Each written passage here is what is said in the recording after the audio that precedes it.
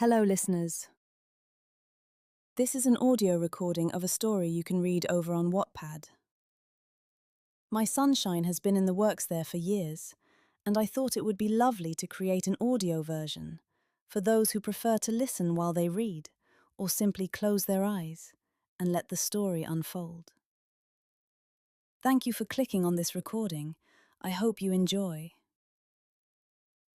Disclaimer: I do not claim ownership of the Vampire Diaries or the originals.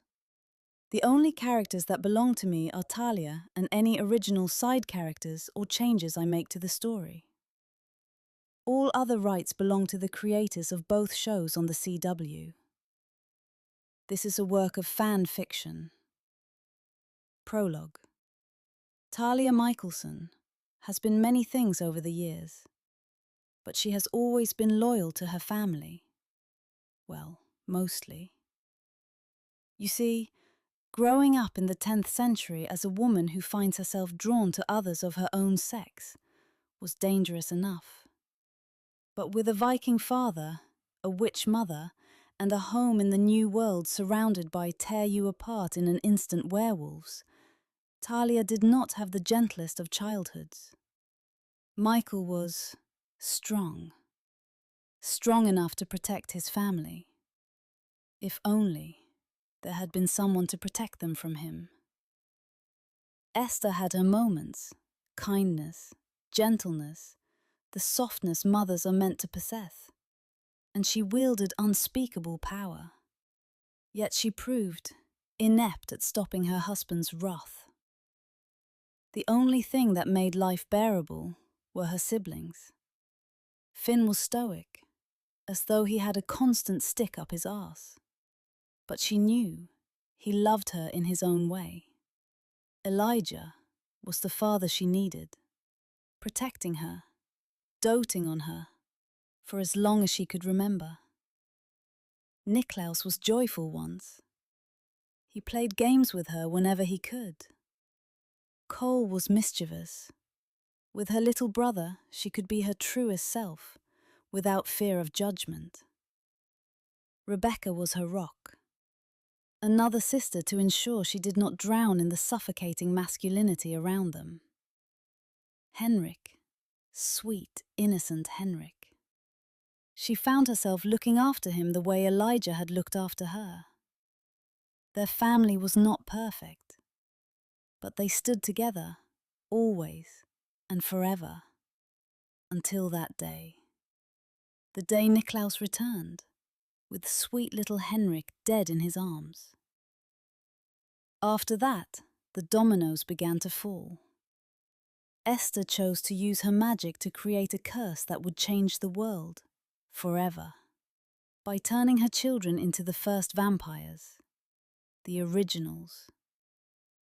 Suddenly they were stronger, faster, gifted with abilities beyond imagining. And of course, the hunger. Bodies began to pile up. When Niklaus took his first life, Esther's greatest secret came to light, and her husband was less than pleased. He killed her, and he tried to kill Niklaus as well. But Niklaus escaped with the help of his siblings. And for 1,000 years, they ran. Through trials and tribulations, betrayal and daggers, Niklaus transformed from a joyful boy into a cruel man. No one was safe from his rage, not even his siblings. While Elijah stood by his side, desperate to save him, Talia found her purpose elsewhere. She would protect her family from the monster she once called brother.